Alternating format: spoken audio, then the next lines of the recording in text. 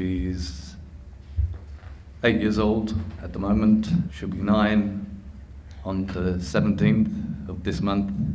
Her birthday will be in the tunnels of the Hamas. There'll be no cake, no party, no friends.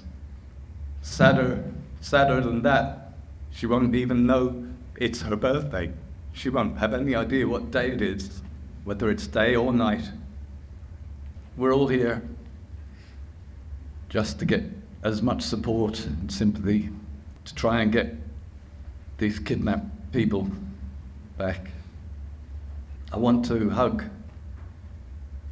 Emily again, love her, fix her.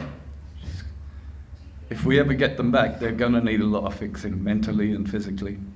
But we'll do it. We'll do whatever it takes.